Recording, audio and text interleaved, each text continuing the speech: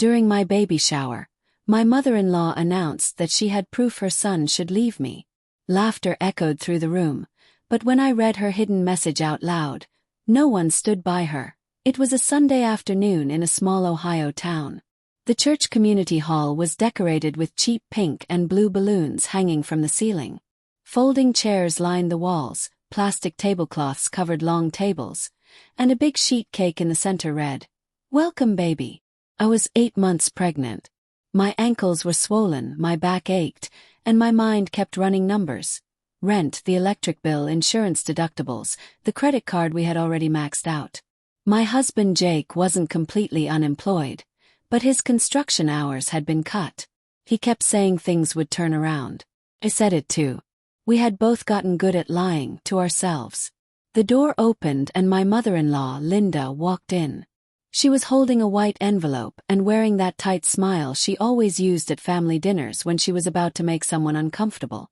"I brought something special," she announced loudly. "I have proof that my son needs to get out of this marriage." People laughed. Someone called out, "Oh, Linda," like it was just another joke. Jake even gave a small smile. He looked at me like I'd laughed too. Something inside me sank. Linda pulled out a stack of printed papers. "I've been collecting things," she said. "Bills, messages, little pieces of evidence." She started reading.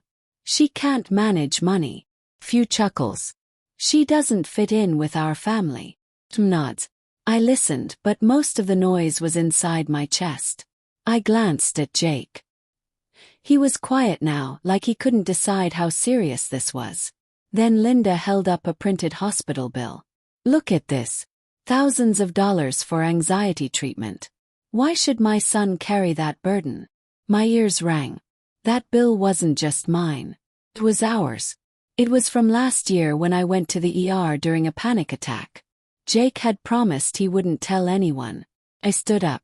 "Let me see that." The room shifted. I took the paper from her hands. The top was my name. Below it, in smaller print, was a message. Some of it looked like Jake's words. Some of it looked like Linda had added to it. I read out loud. "He told me he feels trapped. He said he wishes he never married her." The room went completely silent. I lowered the paper slightly. "Who sent you this?" "My son did," Linda said firmly. I looked at Jake. "Did you say you wish you never married me?" He avoided my eyes. I said some things when I was frustrated." Kept reading. There was another line Linda hadn't mentioned. "She's the only one working double shifts right now. I feel useless." I looked up. "You said that too." Jake nodded quietly. "Yeah." Then I read the final line. "Mom, don't tell her I said this. She already feels like she's carrying everything." My eyes stayed dry. That surprised me. I folded the paper carefully and handed it back to Linda. "You read half the message. The part that makes me look weak. You skipped the part where your son admits he feels lost." Someone in the back whispered, "That's not right." "I'm protecting my son," Linda snapped. "No," I said calmly. "You're protecting him from accountability." I turned to the room. "I'm not perfect. We're in debt.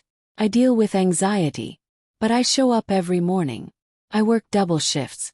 I go to therapy so I can be a better mom. That's not weakness." Then I faced Jake. "If you really feel trapped, say it now."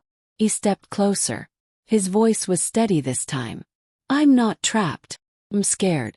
I vented to my mom. "I didn't say I wanted to leave you." One of his aunts looked directly at Linda.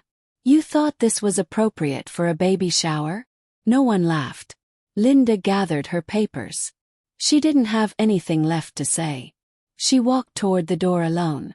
The party slowly resumed, but everything had shifted. People came over quietly. Megan squeezed my hand. "You did the right thing," she whispered. That night, Jake and I sat at our small kitchen table and talked honestly for the first time in months. No yelling. Just truth. He admitted he felt like a failure. I admitted I had been trying to control everything because I was terrified of losing stability. We agreed to start counseling. Not because his mom embarrassed us. 'Cause we needed it. There was no dramatic miracle. The bills were still there the next morning.